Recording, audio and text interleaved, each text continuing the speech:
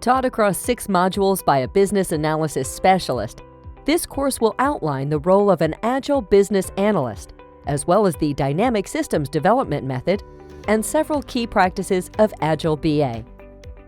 The course also features a wrap-up to help students retain what they have learned. Once you begin training, you will also have 3 months of access to help you study at a pace that suits you.